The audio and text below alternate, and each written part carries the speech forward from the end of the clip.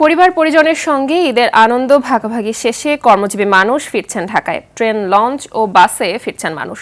ফিরতি যাত্রায় ট্রেনের শিডিউল বিপর্যয় না থাকায় অভিযোগ নেই যাত্রীদের। রাজধানীর Kamalapur rail station, Sadarghat launch terminal, Gabtali, Sayedabad ও মহাখালী বাস টার্মিনালে আছে যাত্রী চাপ। কেউ একাকী, আবার কেউ বা পরিবারের সবাইকে নিয়ে ঢাকায় ফিরছেন। সকাল থেকে যাত্রী চাপ বাড়ছে বলে জানিয়েছেন পরিবহন সংশ্লিষ্টরা।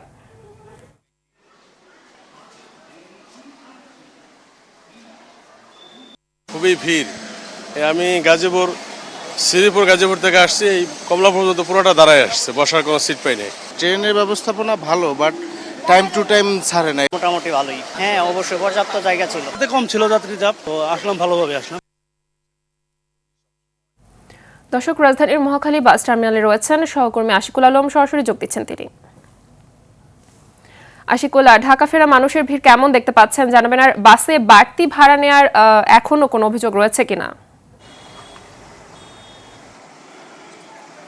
মাহবুবা, ধন্যবাদ আপনাকে। যে যাত্রীদের ফেরার যে পালা, সেই জায়গাটা কিন্তু এক ধরনের ধীরগতি। আমরা দেখছি যাত্রীদের সংখ্যা খুবই কম তুলনামূলকভাবে। বাসে যেসব যাত্রীরা আসছেন তারা খুবই কম সংখ্যক যাত্রী আমরা দেখছিলাম যে বাস টার্মিনালে যারা নামছেন। প্রতিটি বাসে সর্বোচ্চ এই পর্যন্ত আমরা দেখেছি 5 থেকে 10 জন যাত্রী এখানে নামছেন। যদিও বিভিন্ন গন্তব্যে কিন্তু যাত্রীরা নেমে যান, যার কারণে কিন্তু এখানে এসে সে ধরনের যাত্রীদের সংখ্যা তেমন দেখা যায় না।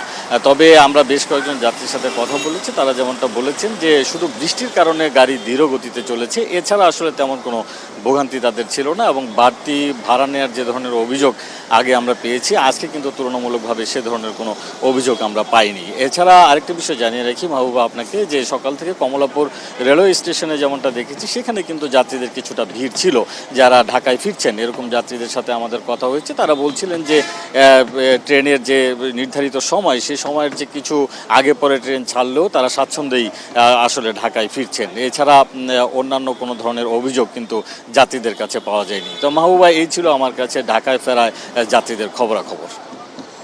ধন্যবাদ আপনাকে।